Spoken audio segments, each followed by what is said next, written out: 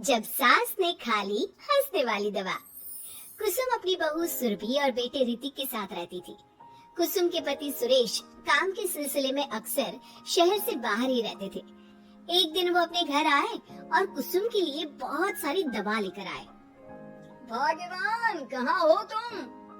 अरे आ गए आप। इस बार बहुत दिनों में आए और मैंने आपको जो घुटनों के दर्द की दवाई लाने के लिए कहा था वो तो लाए हैं ना आप? हाँ हाँ, तुमने जो भी कहा था वो सारी चीजें ले आया हूँ। बस आप एक गिलास पानी तो पिला दो। सरबी, एक गिलास पानी तो लाना। सुरभि जल्दी से पानी लेकर आती है। सुरेश सुरभि के सर पर हाथ रखता है और उसका हालचाल पूछता है। बहू, ये तुम्हारी सास के लिए मैं कुछ दवाई लाया था, तुम देख लो ये दवा। तुम्हारी सास तो है बुलक्कड़, किसी और दवाई की जगह कोई और दवाई खा लेगी तो लेने के देने पड़ जाएंगे। सुरेश एक एक करके सुरभि को दवाई बताने लगा। देखो, ये घुटने के दर्द की दवा है, यह घुटनों के दर्द के लिए मालिश का तेल है, रोज रात को मालिश करनी है इससे। ये बीपी की दवा और ये कमर दर्द की। एक दवाई की शीशी हाथ में लेकर कहते हैं, लेकिन ये दवाई किस चीज की है? लगता है मेडिकल वाले ने गलती से दे दिया। सुरेश कुछ दिन अपने घर वालों के साथ रहता है और फिर शहर से बाहर चला जाता है। सुरभि रोज अपनी सास को दवाई दे देती है, लेकिन एक दिन वो घर के काम में बहुत व्यस्त होती है और अपनी सास को दवाई देना भूल जाती है। लगता है सुरभि को आज बहुत ज्यादा काम है। चलो कोई बात नहीं, मैं खुद ही दवा ले लेती हूँ। अरे वाह, ये दवाई तो बहुत स्वादिष्ट है, थोड़ी सी और पी लेती हूँ। इस तरह कुसुम थोड़ी थोड़ी करके हंसने वाली दवाई की पूरी बोतल ही पी लेती है। माँ जी, आज मेरे मायके वाले आ रहे हैं, भैया का फोन आया था। क्या कहा, मायके वाले? अरे तो तू यहाँ क्यों खड़ी है?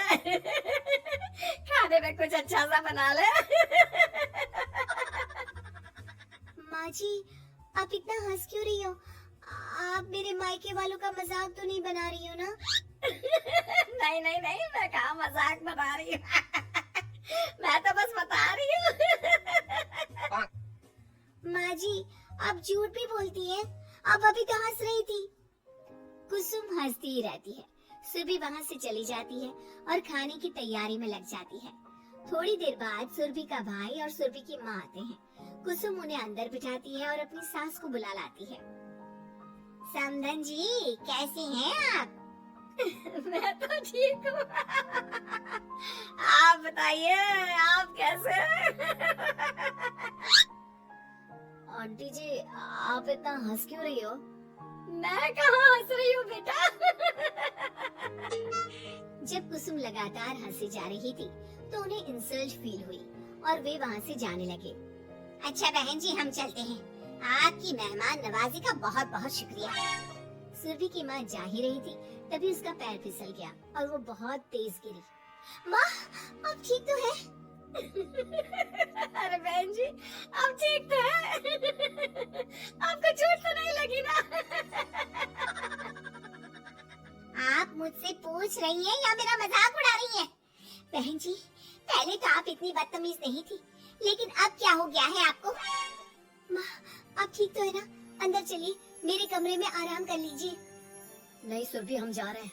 हमें अपना मजाक और उड़वाने का शौक नहीं है। और सुरभि, तुम अपनी सास का इलाज कराओ। इस तरह सुरभि के मायके वाले चले गए तो सुरभि का गुस्सा चौथे आसमान पर था। उसने अपनी सास से कहा, माँ जी, आपने मेरे भाई और मेरी माँ के साथ ऐसा क्यों किया? अगर आपको उनका यहाँ आना अच्छा नहीं लगा तो आप मुझसे बोल देती। इस तरह उनकी इंसल्ट करने की क्या जरूरत थी? नहीं बहू, मैंने कुछ नहीं किया। अरे भला मुझे क्या पड़ी है जो तेरे घर वालों का मजाक उड़ाऊंगी। देखिए देखिए माँ जी, आप अब भी हंस रही है। आपसे तो बात करना ही बेकार है। सुरभि वहाँ से चली जाती है। अगली सुबह सुरभि को बहुत तेज बुखार हो जाता है और कुसुम उसे आवाज लगाती हुई उसके कमरे में जाती है। सुरभि, सुरभि, क्या हुआ? अभी तक सो रही हो तुम?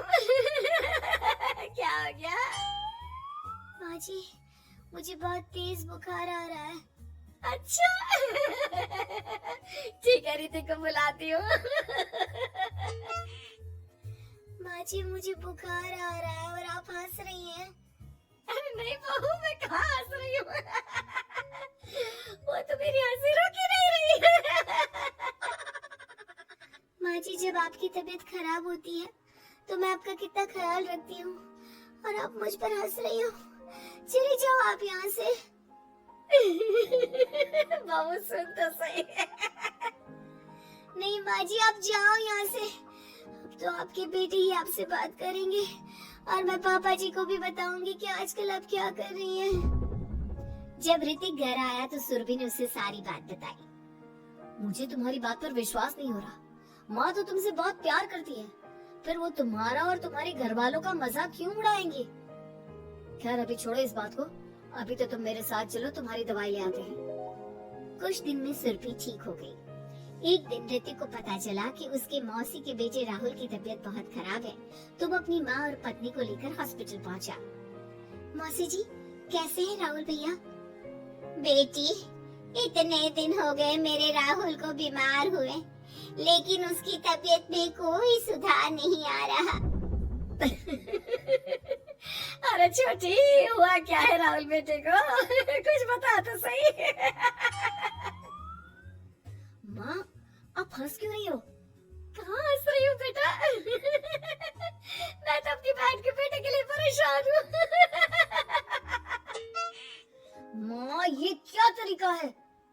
रहने दे बेटा, ये तो मैंने सुना था कि मुसीबत में साया भी साथ छोड़कर चला जाता है। आज मैंने देख भी लिया। अरे नहीं बहन, मैंने ऋतिक और राहुल में ना कभी कोई फर्क नहीं किया। फर्क तो दिख रहा है कुसुम दीदी। अगर आपकी बेटी की तबीयत खराब होती तो आप ऐसे हंसती क्या? ऋतिक बेटा, ले जा अपनी माँ को यहाँ से। ऋतिक बहुत गुस्से में अपनी माँ से बात करने लगा, लेकिन कुसुम तो सिर्फ हंसे ही जा रही थी। ऋतिक ने अपने पापा को फोन करके बुलाया और उन्हें सारी बात बता दी। बेटा, तेरी माँ तो अपने घर वालों से बहुत प्यार करती है और वो बहुत समझदार है। वो ऐसी हरकत कभी नहीं कर सकती। जरूर कोई ना कोई बात है। कल मैं उसे डॉक्टर के पास ले जाऊंगा। शाम को खाना खाने के बाद सुरभि कुसुम को दवाई देने के लिए गई तो उसने देखा कि दवाई की वो बोतल तो बिल्कुल खाली थी जो सुरेश गलती से ले आया था। सुरभि ने वो बोतल सबको दिखाई। अरे, ये दवाई तो गलती से आ गई थी और मुझे तो पता भी नहीं कि ये किस मर्ज की दवाई है। कुसुम, क्या तुमने ये दवाई पी थी? हाँ जी, एक दिन जब वो काम में लगी थी ना, तो मैंने ये दवाई पी कर देखी थी। मुझे दवाई बहुत स्वादिष्ट लगी तो मैंने सारी पी ली। माँ, आपको दवाई स्वादिष्ट लगी? अरे आप भी बच्चों जैसी बात करती हो। ऐसे कोई भी दवाई नहीं पीनी चाहिए, इससे कोई बड़ा नुकसान भी हो सकता है। मैं अभी डॉक्टर से पूछ कर आता हूँ।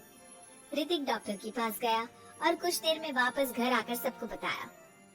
माँ ने जो ये दवाई खाई है ना, ये हंसने वाली दवाई है और माँ ने एक साथ बहुत मात्रा में दवाई खाई है, तो इसका असर थोड़े समय तक तो रहेगा। उसके बाद माँ बिल्कुल ठीक हो जाएगी। अच्छा हुआ जो तू डॉक्टर से पूछ कर आया, नहीं तो हंसते हंसते मेरा पेट ही दुख गया है।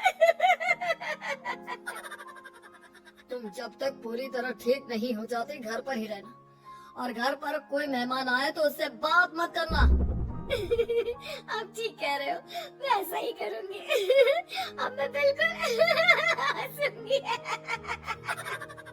कुसुम की बात सुनकर सभी हंस पड़े।